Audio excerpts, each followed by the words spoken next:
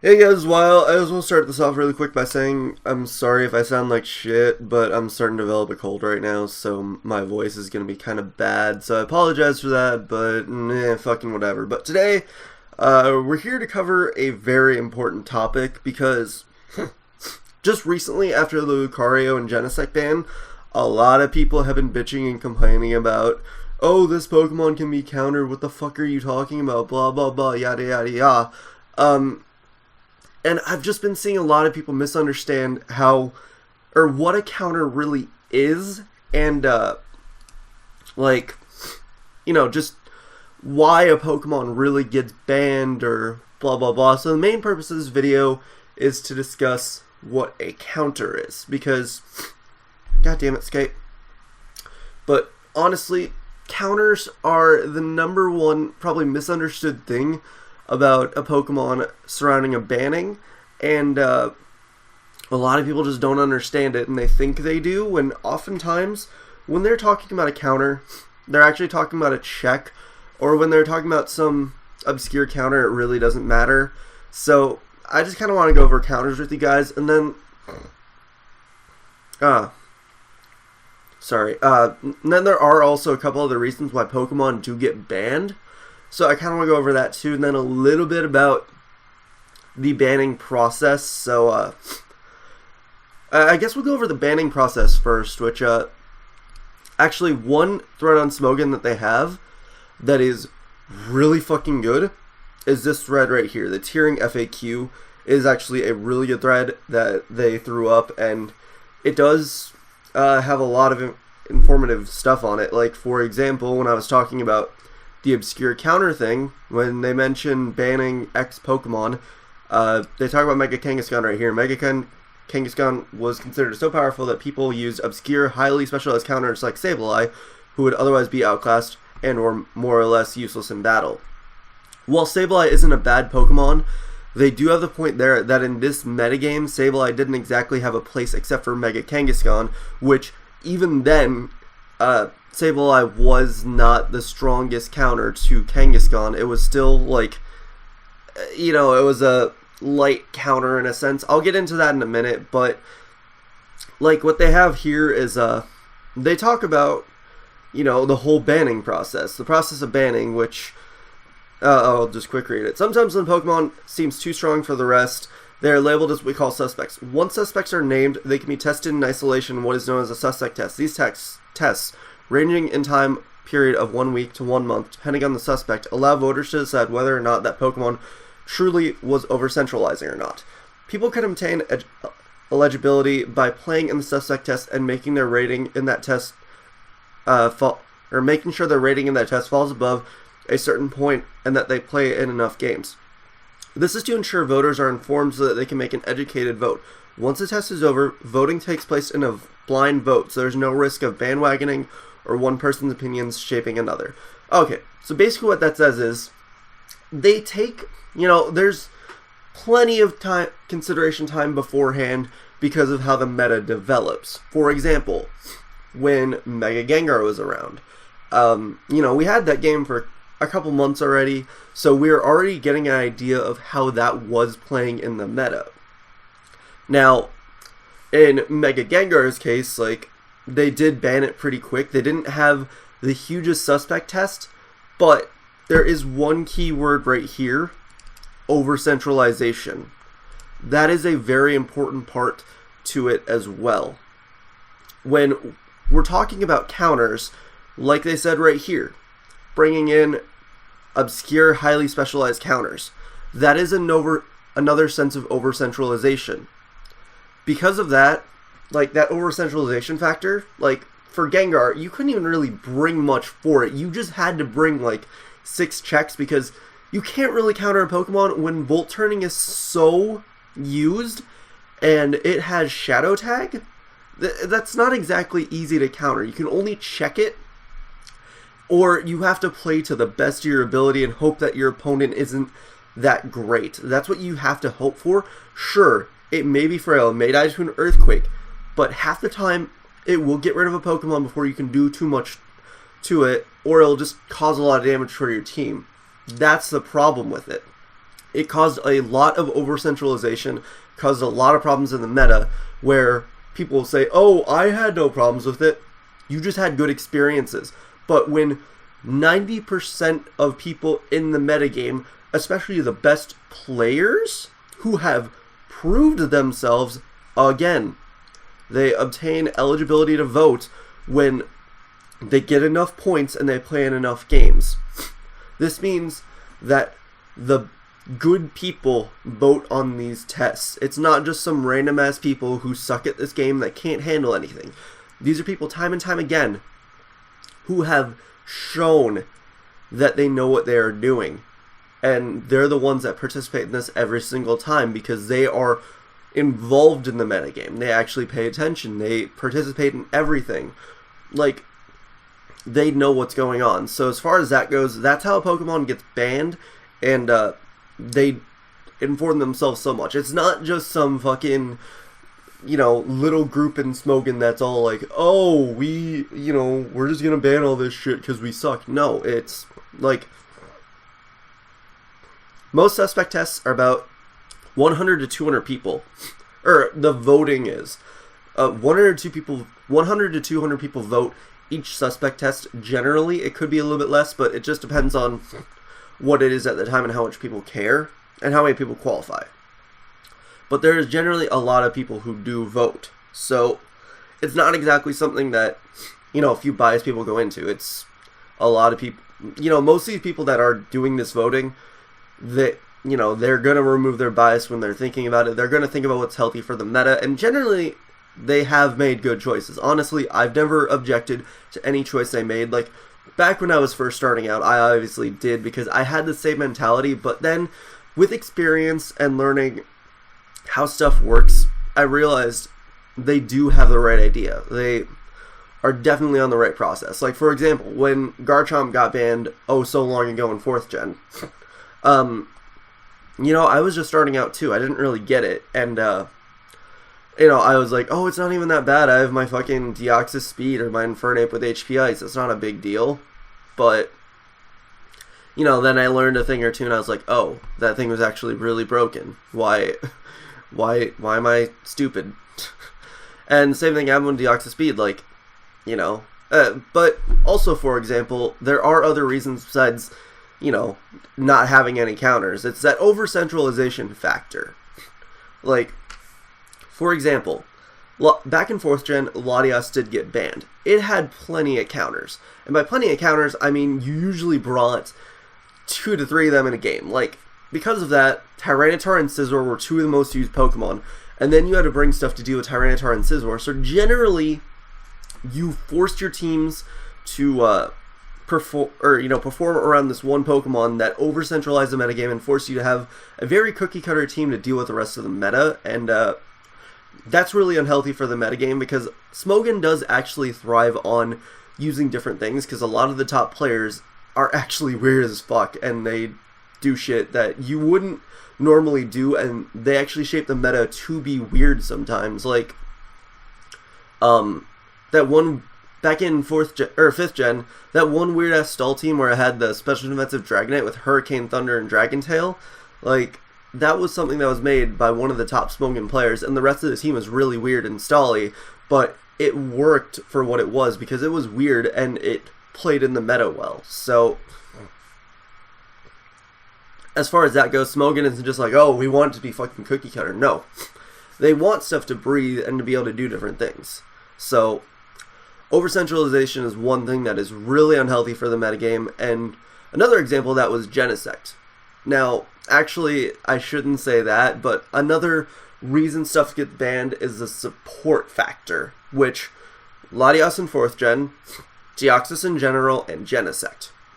Now, what support is, basically, you throw it on a team, and it gives you a role that basically makes it so your whole team just has a lot of advantage, because Latias back in 4th gen, half the time it ran a dual screen set, and that would often make you have an extreme edge that could win you games no problem. Deoxys, you get your hazards, you get your screens. I mean, hyper offense, you remember that. It was good as shit, and it broke games. So generally, that support factor is going to, bring you forward games too much to where it does over-centralize, and you have to be able to have enough bulky guys to be able to take those hits while you stall out their screens, or you have to bring rapid spin because they're going to force you out too much from hazards and such. And then Genesect, that was more of a support role too, because you could literally throw that thing on any team and you wouldn't be missing much, because you could pivot out so much to where you get so much more advantage than your opponent. Plus the fact that it could run that rock polish or that shift gear set, it provided too much power in the meta, and it had to go because of that support factor. So that's another reason why Pokemon get banned, and I think that's kind of it really, just the lack of counters, over-centralization, and support. There probably are other things, but I don't exactly remember off the top of my head. Those are the main things I do remember, so, that's kind of a thing. But, to get into the main topic of this video, it's going to be counters. Now, what is a counter? Because, obviously, when Lucario got banned, that sparked a lot of controversy, because people are like, oh, I can counter it with this obscure Pokemon, or this fucking thing. I could check it very easily. Now let me give you the definition of a counter. The definition of a counter is the ability to switch into a Pokemon, take any move on that switch in, and then take another move, have a healthy enough amount of HP, and then take it out with something. So for example, I'm just trying to think here. Let's go to, because I have the stats open right now, so let's go to Rotom, I guess. So that's actually kind of tough, because like for example, Venusaur. That's a perfect counter to Rotom, because Venusaur can switch in on an HP Ice, an HP Fire, a Volt Switch, or a Hydro Pump. Take that, take another hit from that Rotom, and then kill it off with, let's say, Giga Drain or something. Like that right there. That's a perfect example of something. Another one would be like, yeah, I'm just bad at thinking of counters right now, because my brain's fritzy right now. But another good example would be like, oh, Tracheon and Gliscor. Gliscor. That can take a Stone Edge fairly decently, so you switch in on that Stone Edge, take another Stone Edge, kill it with Earthquake. There is a chance it could die, so it's not the strongest counter ever, but it is one of the better ones. A better one would be Landers because of the Intimidate. So Landers switches in on a Stone Edge, takes that Stone Edge, takes that with an Earthquake, and has a decent amount of HP to still do things for your team. Now, there is that off chance Terrakion carries HP Ice, but that's an obscure factor that isn't included in because it is not something that is normally carried on Terrakion. It is very obscure, so it is not meta relevant. And meta relevance, that's another thing you got to consider too, because they said right here, for example, Mega Kangaskhan, people bringing Sableye. If it doesn't have meta relevance, then it doesn't fucking matter. Now, person on my video a bit ago, I'm sorry I'm gonna call you out on it, but fucking I just gotta find it. The fuck is this video? Yeah, you get an insight on my fucking video thingy. I think it was this one where I talked about Lucario getting banned. But, yeah, alright, here we go. Yeah, this guy right here. Or, not this guy. This guy. Iceberg. Or, Titanic Icebergs. He lists bulky Gyarados as a counter to Rotom. Now, that could potentially be true, but you also got to remember that Lucario was very versatile. It could still run a special set, and it generally could have moves to hit it on the special side. But there is also that factor, yes, it could counter the physical version of Mega Lucario. And the special version, I'm not sure. I haven't ran the calcs yet, so, yeah. Or, whatever, when the 2K on the special set, I don't know, whatever. But the point is, it's an obscure counter because it has no meta relevance. So, there's that factor of that. Now, I'm going to go back a little bit because of that meta relevance factor. Back when, in 4th gen, Salamence got banned. And a lot of people tried to bring up counters with that too, like, oh, I could bring in my Cresselia or bring in my Suicune, or bring up this lower tier bullshit thing. Like, even the Suicune and the Cresselia, calcs were ran, and it showed either Cresselia was too weak afterwards to be able to take any more hits, or Suicune did die. And then there's also that factor of the Dragon Dancing set, and the fact that you had to play that game to figure out whether it was Dragon Dancing or Mixments. So, and then the obscure things, it's like, it doesn't have any meta relevance. If you bring it on your team just expecting a Salamence, and then they bring in something else that completely wrecks it, then there's the problem of, oh, that's over-centralization, because you're bringing this thing for that one thing, they didn't bring that thing, and it has no use for your team, and it bogs your team down to the point where you're not going to be able to do much against your opponent. So there's that factor of that too, that you got to keep in mind. But I guess we should go over more counters really quick, just so you can kind of get an idea. Yeah, like I said, I'm just spacey right now, so that's going to kind of play into it as well. Oh, Alakazam. Let's see. Mana Buzz, right here. Alakazam and Mana Buzz, because, like, Alakazam, the best thing it's really going to have to hit Mana Buzz is, like, Charge Beam or Hidden Power Ice or something. So, Mana Buzz can switch in on that Charge Beam or Hidden Power Ice, and then, take it, and then probably kill it with a Foul Play or something. So, you know, that's another example of a counter, and Mana Buzz will probably still stay healthy. I haven't ran the calcs, but I'm going to assume that's where it'll go. But, actually, I do have another point I do want to bring up on this video that someone brought up, so once it loads back up. It's the point of, I've actually been seeing this a lot lately, and it kind of scares me. It's a point of Focus Sashers and multi-scale Dragonites. But actually, before I get to that, I want to kind of bring forth the idea of checks. Now, a lot of people bring up the point of, oh, I can just kill this thing with this thing. Like, oh, I can just bring in my goddamn Talonflame and outspeed it and kill it with Flare Blitz.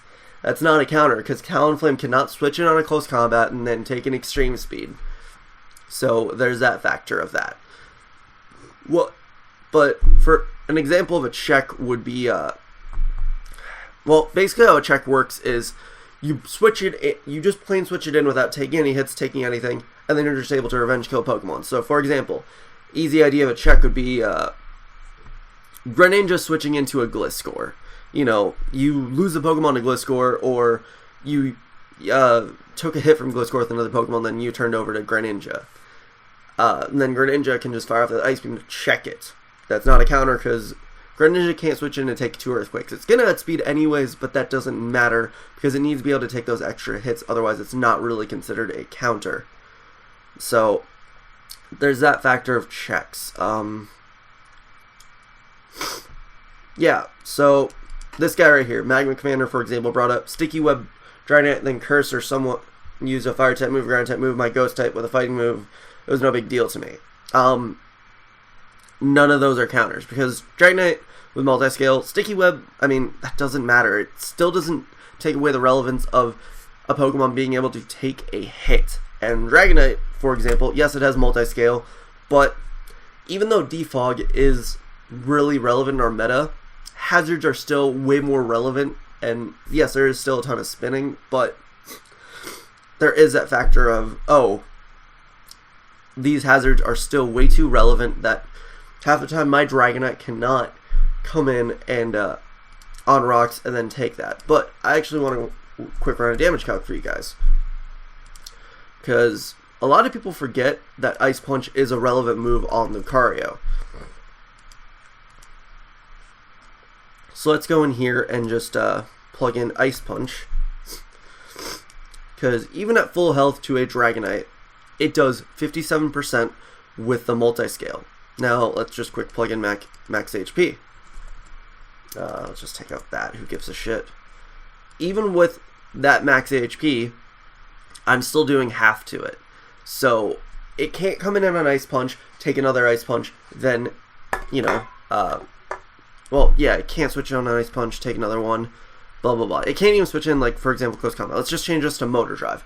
It 100% dies to Ice Punch. So Dragonite switches in on anything, then dies to an Ice Punch. So there's no way it can be a counter. Like, yes, Sticky Web, woo, that's still not a definition of a counter. That doesn't play into the factor of a counter, because you also got to consider the fact that Sticky Web isn't the most meta-relevant thing, and you don't always get it up, and it can go away. Same thing can be said about hazards, but it is more relevant, it is more fought for. So there's that factor. So, and the same thing with Focus Sashers. Like, fucking fuck. Your Sashers, either you take hazards or you can't take 2 hits. You can't redefine a check as a counter. It has to fall into the category of taking 2 hits, one of them being on switch in, then taking another while it's in, and then killing the opposing Pokemon. Otherwise, it is just a check. And checks, you can bring 6 checks to a fucking battle, that's fine. But then there is that factor of over-centralization, because you are forced to bring those checks in order to take on that one Pokemon. And if they don't have that one Pokemon, then you could be fucked over because your team is too ready for a certain Pokemon. Or, in the case of Mega Lucario, it had too much versatility to be able to have those strong checks, because it ran the special, it ran the physical, it could run even mixed. You can't exactly bring strong counters to that because of the fact that it is so versatile. So, you know, there's that factor of it. So, just trying to think if I have much else to say, and I really can't think of much. Like, I think I've covered everything I really wanted to, because it's just, you gotta remember how counters work. That's really it. And I know I didn't name that many counters in this video, but it's just me being, you know, not really thinking right now, and that's my bad. And the fact of the matter is, Pokemon is a versatile game. You can't counter everything, but when something overpowers the game to the point where you are forced to bring specialized counters and, or, you know, counters that aren't even that strong, it's gonna, you know, be unhealthy for the metagame. Smogon wants to promote a healthy singles metagame. And obviously there have been VGC players, quote unquote, that have been criticizing how Smogon does their tiering, but it is a completely different metagame than VGCs. People say, oh, they have singles. Yeah, VGC singles, 3-on-3. That still doesn't matter. It's not officially Nintendo endorsed, so it doesn't fucking matter. But as far as, you know, how the singles metagame goes, it's the community that drives it. It's not this big conglomerate dictatorship of Smogon saying, yes, you have to follow us or you have to do this or that. They actually say in here, am I forced to use Smogon tiers? No, you're not. So they don't force anything on anyone. They just, you know, the community just doesn't support stupidity when you're truly looking at it. So, you know, as far as that goes, they know what they're doing because it's the community that drives it, the community that participates in it. If you don't participate in it, then you have no right to judge whether something works or not, or something is right or not. So, take that into consideration when you think about when Smogon bans a Pokemon. Like, for example, back when Excadrill and Thundurus got banned, I for some reason doubt anyone had any true objections to it, because those two in combination are way too fucking good. I had a discussion about it the other day, actually, with a friend of mine in real life who's kind of more casual. He's competitive casual, and he was like, yeah, Excadrill needed to go, but Thundurus, that thing, it, you know, it was kind of in the sidelines, but it went. And I was like, did you even play in the meta? And he was like, you know, a little bit, but not really. And I was like, yeah, that's what I thought. I mean, I wasn't trying to sound mean, but it was like a true question of, did you really play in the meta? Because then you would know at that point, Thundurus combined with Excadrill, you threw that on a Saiyan team, I mean, you just destroyed everything, because the few counters that Excadrill did have, Thundurus got rid of, and your team was generally built to take on those counters, and it was really easy to take on those counters too, because you had the rest of your team built to do that, and then Excadrill ran through literally every other single thing. And Thundurus, it was a perfect thing to pair with it, and even with Excadrill gone, the power that Thundurus possessed was too great. And then people also bring up Blaziken and Mega Blaziken. As far as that goes, oh no, a starter being banned, oh, I can find a counter in like Slowbro or something.